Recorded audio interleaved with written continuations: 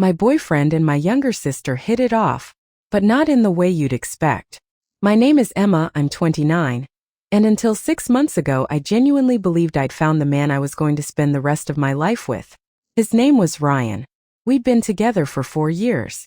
We owned a house together, shared 2 dogs, had a wedding date booked, and everyone constantly told us we were couple goals.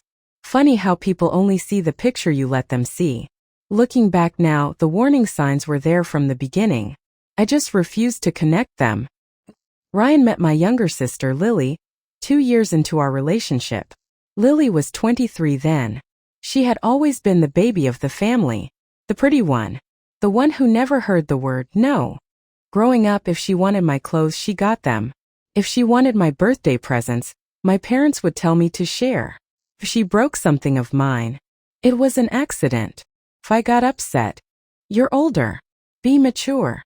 I spent my whole childhood learning that peace was easier than confrontation. So when Ryan and Lily instantly became friends, I ignored the little knot in my stomach. They're just getting along.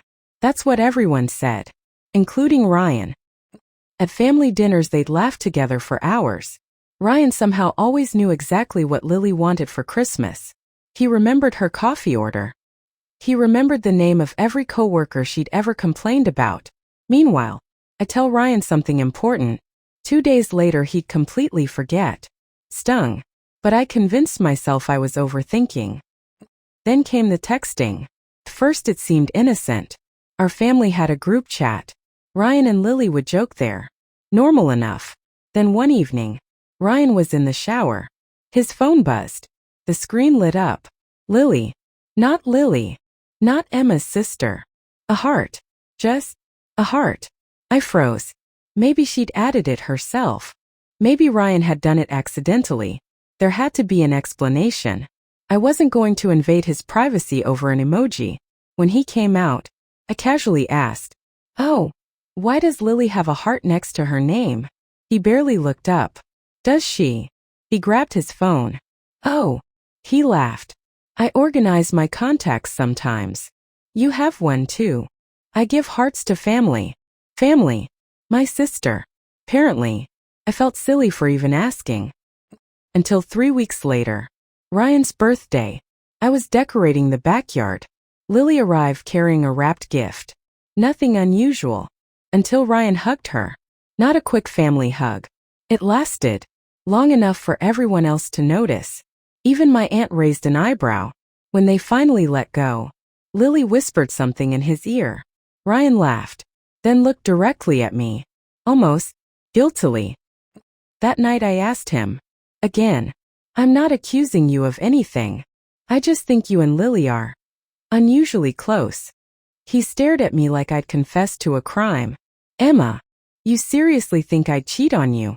With your sister?" He laughed. Actually laughed. Then shook his head. "I thought you trusted me." There it was. The guilt. Suddenly I wasn't questioning him anymore. I was apologizing. "I'm sorry. I don't know why I feel weird." He hugged me. "I love you. Stop inventing problems." And somehow, I ended up comforting him. A month later, Lily started coming over more often. She always had an excuse. "My Wi-Fi isn't working. My apartment's too noisy. I just needed advice." Funny thing, she never actually wanted my advice. She wanted Ryan's. The two of them would sit in the kitchen talking while I cooked dinner. Sometimes I'd walk in, and they'd instantly stop talking. Every single time. "You guys got quiet." Ryan smiled. "We were talking about your birthday surprise. Months before my birthday. Convenient." One Saturday morning I came downstairs early. Ryan thought I was still asleep. Lily had apparently stopped by. I heard them laughing in the backyard. Ryan said, "You almost got caught." Silence. Then Lily laughed. "I know. I thought she saw." My heart dropped. I stepped outside. The second they noticed me, everything changed. Ryan immediately picked up the garden hose. Oh, Lily was helping me with the flowers. Flowers. Neither of them had gardening gloves. Neither of them was even near the flower beds. Yet somehow, I convinced myself that I was paranoid. The real turning point came during my bridal dress fitting. Every woman in my family came. Mom, Grandma, my cousins, Lily. I stepped out wearing the dress. Everyone cried. Ryan wasn't supposed to see it. Obviously. That evening I came home. Ryan looked at me, smiled, then said, "So, the lace sleeves actually look better than I expected." I stopped breathing. The lace sleeves. Nobody had told him. Not one person. I slowly asked, "How did you know my dress has lace sleeves?" Ryan froze, just for half a second, then recovered. "You posted pictures." "I didn't." "Your mom did." "My mom wasn't even there." His face lost color. Before he could answer, Lily called him. "Not me. Him." His phone lit up. He declined it immediately, then smiled too quickly. Probably wedding stuff. That night, I checked every social media account. Nothing. No dress. No photos. No posts. No explanations. Someone had described my wedding dress to him. Someone who had been there. Only 6 women attended that fitting, and only one of them had been texting Ryan every single day. I finally admitted something I'd been refusing to believe for nearly a year. I wasn't imagining things. Someone was lying to me. I just didn't know how big the lie really was. So instead of confronting them again, I smiled. I apologized for being insecure. I acted like everything was normal, because if they really thought I was clueless, then maybe, just maybe, they'd make the mistake that exposed everything. And they did. Exactly 3 weeks before my wedding. For the next 3 weeks, I became the happiest bride anyone had ever seen. At least that's what Ryan and Lily thought. I smiled. I planned the seating chart. I picked flowers. I tasted cakes. I laughed at Ryan's jokes. I even apologized again for being jealous. The relief on their faces was almost comical. They truly believed they'd convinced me I was crazy. But while they relaxed, I started paying attention. And once I stopped making excuses for them, the truth practically walked into my lap. I bought a small voice-activated recorder and left it in the living room. Not because I wanted to spy forever. I just wanted to know if I was losing my mind. A week later, Ryan texted me saying he had to work late. An hour later, Lily texted asking if she could stop by the house to borrow a cookbook. I replied, "Sure. The spare key is under the flower pot." Then I drove to my friend's apartment instead of going home. That night, I listened to the recording. For the first 10 minutes, nothing. Then the front door opened. Lily laughed. Ryan said, "She actually believed I had to work." Lily giggled. "I told you she'd never suspect us." Then came the sentence that shattered whatever hope I still had. Ryan said, "Just a few more weeks.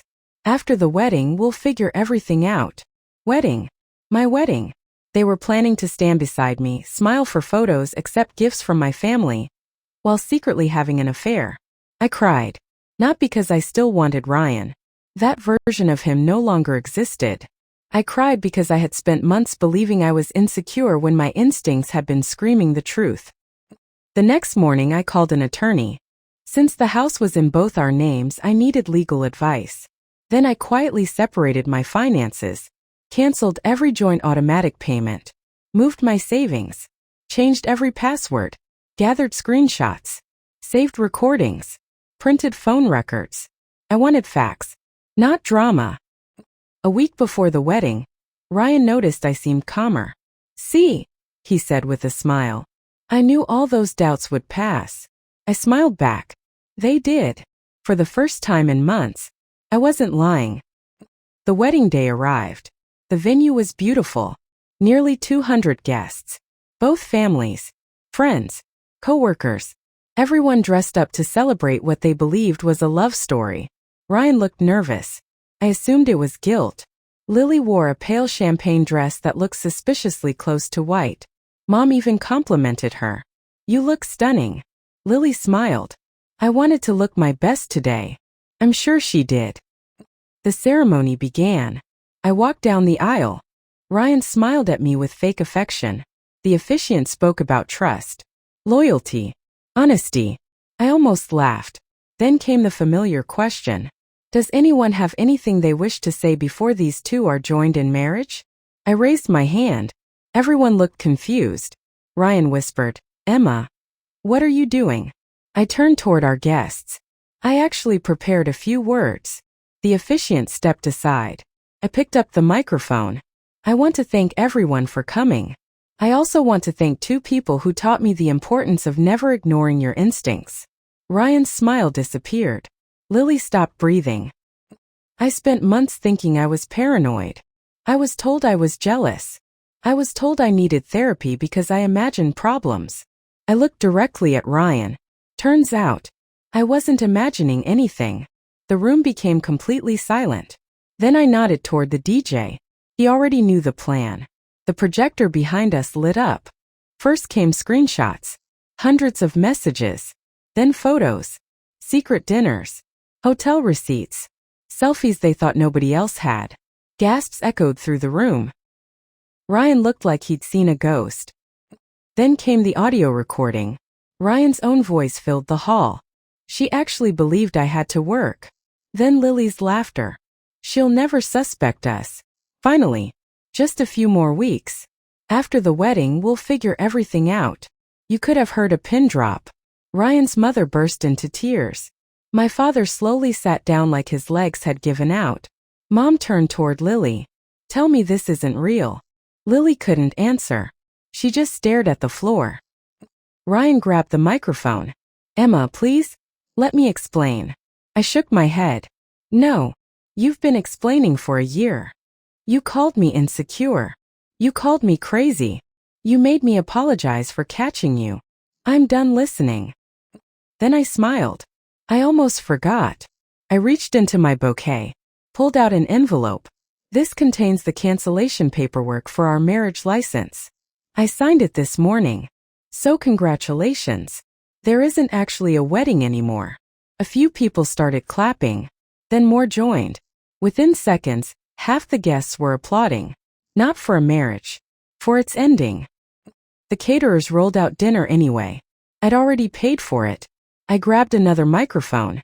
"The venue is booked until midnight. The food is paid for. The band is paid for. So instead of attending a wedding, welcome to my freedom party." The